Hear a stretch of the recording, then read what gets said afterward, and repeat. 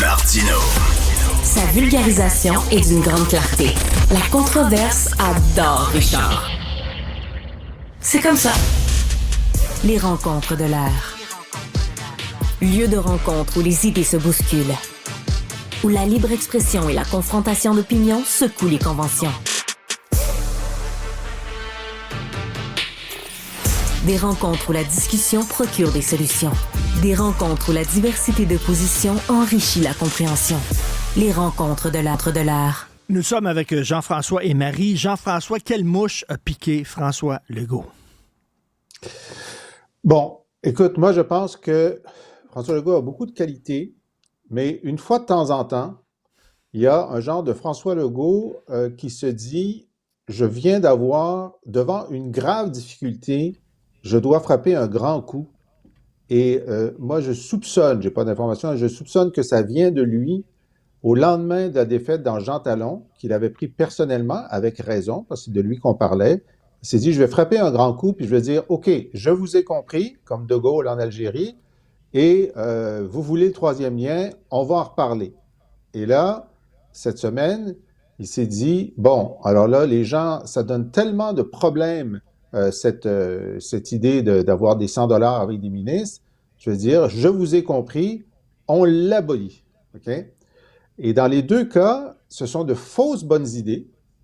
Et je suis certain, encore là, je déduis parce que j'ai vécu quand même un certain nombre d'années dans un cabinet de premier ministre, et il y a des conseillers qui disent c'est une bonne idée, il y en a d'autres qui disent c'est une mauvaise idée. C'est très rare qu'il y ait une unanimité, et c'est au premier ministre de prendre la décision. Okay? Toute grande décision comporte des risques, mais il y en a qui sont bonnes, puis il y en a qui sont pas bonnes. Puis là, je ne sais pas combien de personnes lui ont dit « Monsieur le Premier ministre, ça va être mal perçu, c'est pas, les gens ne s'attendent pas à ça, ils vont dire que vous surréagissez », surtout dans le contexte de sa surréaction sur le troisième lien. Mais il s'est dit « Moi, je pense que c'est la bonne idée, puis il faut frapper un grand coup, puis je vais le frapper. » Puis dès qu'il l'a frappé, il s'est rendu compte que ça passait pas. Alors, je pense que c'est ça. Il n'y a pas de malveillance là-dedans. Il y a juste une erreur de jugement, probablement personnelle au premier ministre. Mais Marie, il peut pas reculer. Je suis pas certaine de ça, moi. Moi, je suis pas certaine que ça vient juste de François Legault, parce que, tu sais, j'ai échangé avec pas mal de députés de la CAQ depuis le début de la semaine, puis, tu sais, il faut pas se le cacher, là, c'est une semaine particulièrement difficile pour eux, là. Ils ont eu une année difficile, puis là, c'est une rentrée parlementaire qui est catastrophique, là. C'est le moins qu'on puisse dire. Puis on me disait, écoute, tu sais, on se fait courir dans les corridors de l'Assemblée nationale comme si on était des Vincent Lacroix, comme si on avait fraudé, comme si on était au cœur d'un système de corruption. On se fait attaquer à répétition par les oppositions. On ouvre tous les bulletins de nouvelles.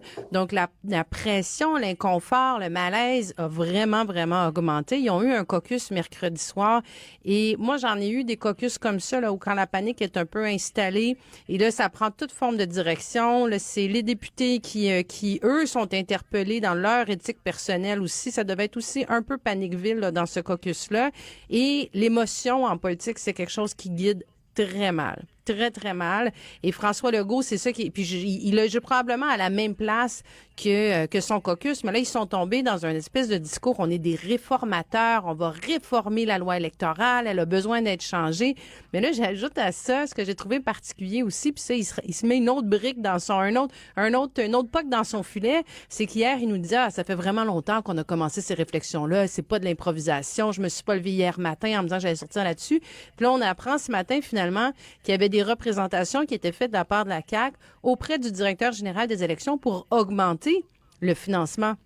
Pour que le 100 $ qui date de 2013, qui n'a pas été indexé depuis 2013, depuis 10 ans, soit augmenté à 200 $ par personne. Donc là, ce qu'on se fait dire, c'est qu'en nous, ils voulaient ça, mais là, en même temps, le premier ministre dit non, j'avais entamé mes réflexions depuis longtemps pour abolir le financement populaire. Donc là, même ces versions-là concordent pas.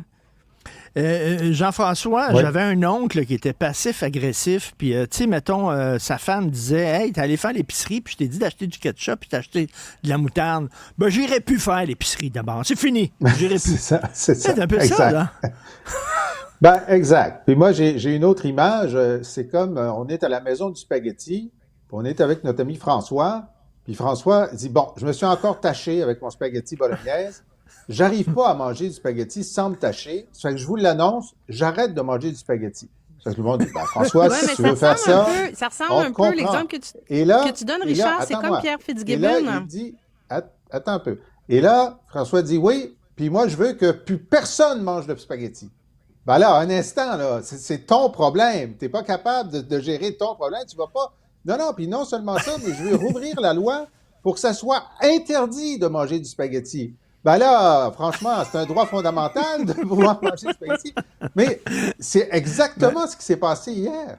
Mais oui, C'est Marie. fou, là. Non, mais j'allais dire, c'est comme Pierre Fitzgibbon quand il a dit il y a quelques jours, là, la semaine dernière aussi, ben là, si vous en voulez pas de Nordvolt, ben on le fera pas le projet. T'sais. Quand il y avait toute la question des environnementalistes et écologistes qui soulevaient la question de est-ce qu'on pourrait peut-être commencer par faire un BAB. C'est un peu l'espèce de même réaction hyper pas mature politiquement, à mon avis, de dire, ben là, si vous en voulez pas, on le fera pas. Si vous ne voulez pas les projets, on le fera pas. Hey, je m'attends à ce qu'on gouverne autrement qu'en se levant avec nos petites émotions personnelles de comment je me sens ce matin. C'est dur faire de la politique, puis oui, des fois, tu te retrouves sur le front des nouvelles, puis, mais je veux dire, faut pas que tu perdes ton sang-froid pour autant. Puis là, c'est comme si, tu sais, le gros shit, là, qu'il a lâché en conférence de presse.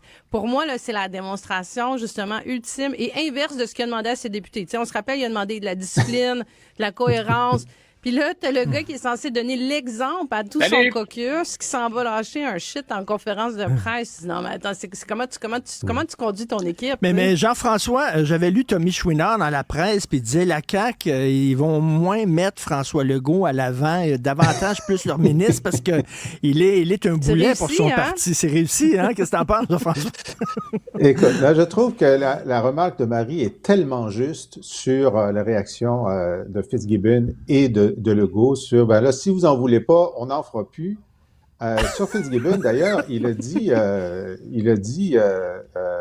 j'ai peur pour la réputation du Québec parce qu'on a ce gros investissement, puis là, il y a du monde qui chiale. Écoutez, il n'y a pas une grande entreprise qui s'installe où que ce soit en Occident, en tout cas, qui ne sait pas qu'il va y avoir un débat écologique sur son implantation. Ça fait partie du plan d'affaires. C'est normal.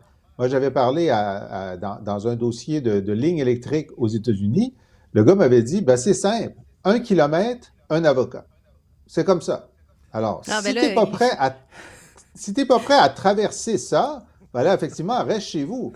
Mais toutes les entreprises sont en affaires en sachant qu'il y aura des étapes environnementales. Ce qui a été fait au Québec, c'est que le gouvernement du Québec a décidé de faire sauter une série d'obligations pour leur dérouler le tapis rouge. Puis c'est pour ça qu'il y a un débat sur Nordvolt. Parce qu'ils ont eu des passe-droits. Je fais une digression, là, mais il y a une formidable entrevue ce matin avec le responsable de Nordvolt, justement, qui dit qu'il est tombé en bas de sa chaise par rapport à le lever de bouclier qu'il y a eu sur l'environnement et les milieux humides, puis qu'il pensait qu'ils avaient bien fait parce qu'ils avaient compensé tout. Mais M. Fitzgibbon et M. Legault, Jean-François, on dirait qu'ils n'aiment pas se faire contredire. Ils ne sont pas habitués. Ah, ben, ça, c'est sûr. Ben, dans ce cas-là, il ne faut pas se marier, premièrement. Il ne faut pas aller en politique. Il ne faut pas avoir d'enfants non plus. Il ne faut pas avoir d'enfants. Il faut vraiment rester chez soi dans son sous-sol. Voilà.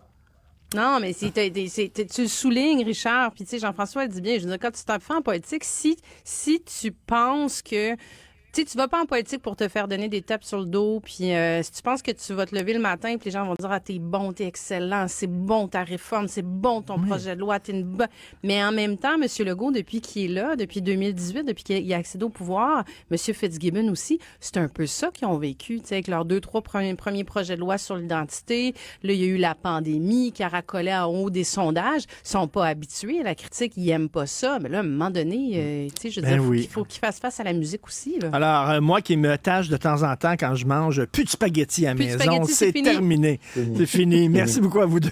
Bon week-end. Salut. Bon week-end. Bonne fin de semaine.